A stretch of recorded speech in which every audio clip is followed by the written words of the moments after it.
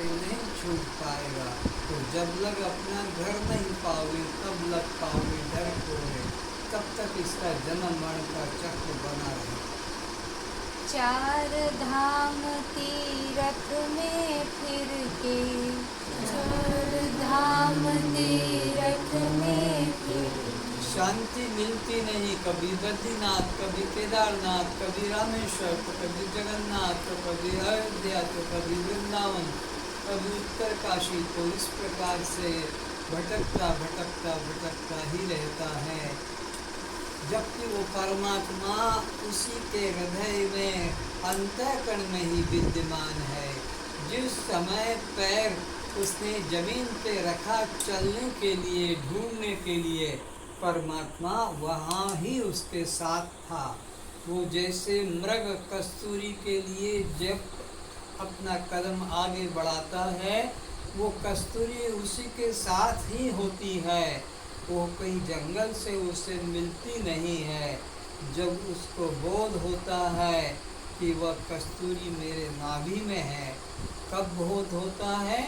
जब वो मरने के समय होता है, उस कस्तूरी के लिए भूखा प्यासा, और जब उसकी गर्दन लटक कर अपनी ही टांगों के आगे के टांगों की तरफ लटक जाती है, तब वो गंध अंदर से आती हुई लगती, अरे अरे, जिस कस्तूरी को मैं कब से बाहर जंगल में ढूंढ रहा था, वो कस्तूरी तो मेरे ही नाभि में।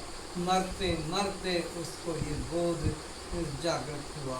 तो इसी प्रकार वो सत्य परमात्मा का जब अपने अंदर ही बोध जगेगा, तो मालूम पड़ेगा कि जिसे खोजने के लिए मैं घर से निकला, पहला कदम रखा था, वो तो वही था और मेरे ही साथ साथ चल रहा था।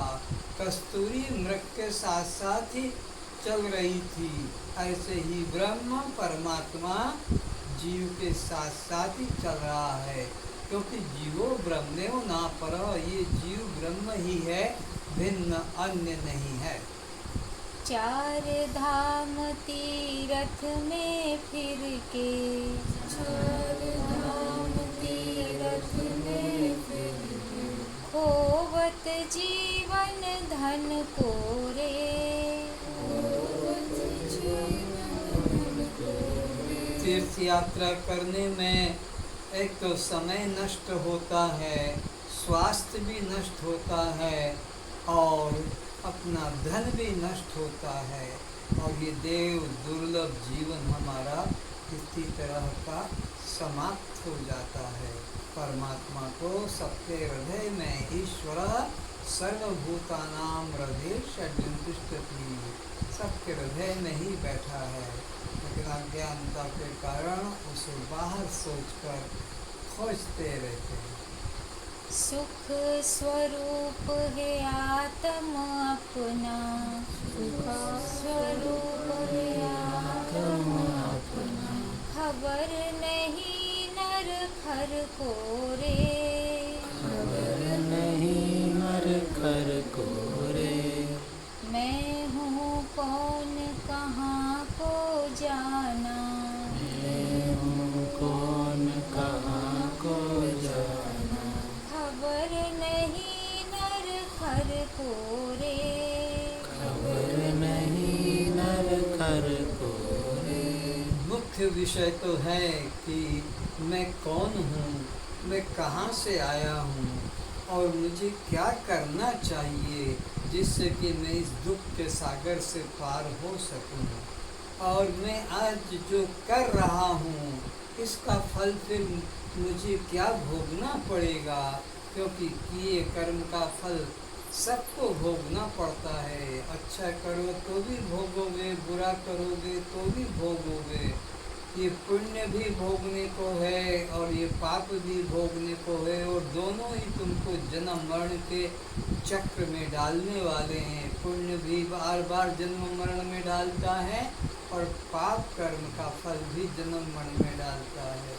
तो मैं कौन हूँ, कहाँ से आया हूँ, किस लिए मुझे ये 84 लाख योनियों के बाद देव दुर्लभ जीवन प्राप्त हुआ है, इसमें तो मुझे बस अपने बारे में ही विचारना और मैं अगर अपने बारे में विचार नहीं करूँगा और नाना भोगों की कामना करके देवी देवता की उपासना करूँगा तो फल भी नाशवान है। भगवान कहते अनित्यम असुखम लोकम इमम प्राप्त भजस्व माम। अरे ये सारा संसार तो माया मात्र है, यह तो स्वप्न मात्र है। यहाँ सुख नहीं दुख ही दुख है।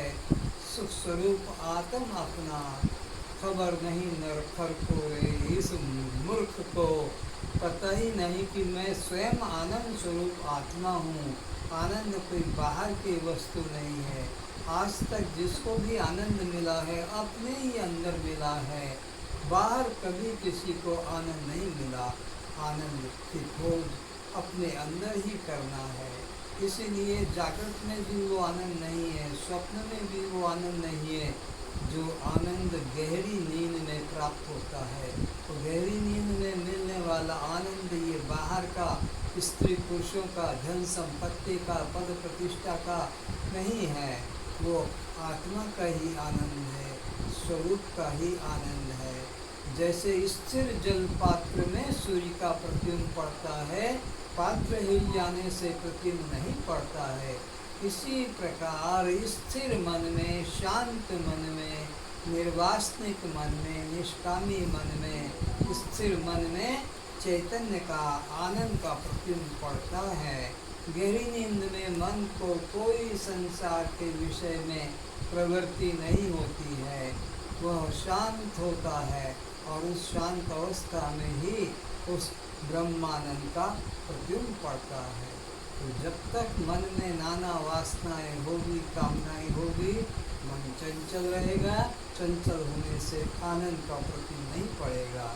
और गहरी निद्रा में अथवा समाधि में अथवा ध्यान में जब मन स्थिर हो जाता है, तब उसको जो आनंद आता है, उस आनंद के लिए फिर वह व्याकुल होता है। कैसे वो आनंद मिले, कैसे जो एक बार आनंद मिला तो फिर मुझे कैसे आनंद मिले।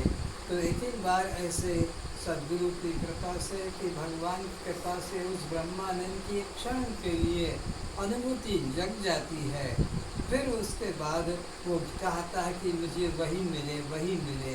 तो वह क्षणिक आनंद उसको महान आनंद की तरफ आकर्षित करता है। चाहे वो विषय आनंद हो, वो विषय आनंद ही जाकर फिर ब्रह्मानंद की ओर पलट जाता है।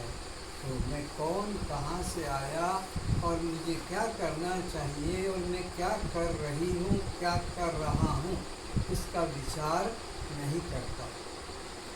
अपने घर की राह न सूझत, घर की राह न सूझत, अन्य को राह बतावे रे, अन्य को राह बतावे रे। देखा गया है कि व्यक्ति का अपना रोग तो कटता नहीं है और दूसरों को वह औषध बताता कि ये दवा ले लो, ये रोग ठीक हो जाएगा, ये दवा ले लो, ये ठीक हो जाएगा। इसी प्रकार भक्त लोग अपने जीवन का लक्ष्य कैसे पूरा होगा उसके बारे में तो जानते नहीं, लेकिन चेला बनाते रहते हैं, शिष्य बनाते रहते हैं, प्रवचन उपदेश करते रहते हैं, ग्रंथ लिखते रहते हैं, लेकिन खुद कहाँ जाएगा, खुद की कहाँ गति होगी तो खुद नहीं जानता। और लेकिन लोगों को मार्ग बताता है, साधन बताता है। अपने घर की वस्तु न जानत, अपने घर की वस्तु न जानत, पर घर बात बतावत रे, पर घर बात बतावत रे। ये भजन कर लो, ये ध्यान कर लो, ये जप कर लो तो इससे तुमको मिल जाएगा, इससे तुमको मिल जाएगा। ऐसा वह दूसरों को मार्ग बताता है, पर खुद अभी वो मार्ग पर चला नहीं और पहुंचा भी नहीं। अपने को नहीं आप पिछाने, अपने को नहीं आप पिछाने, औरों के कुल नाम सुनावे रे, औरों के कुल नाम सुनावे रे। कहे निरंजन आत्म विमुख को,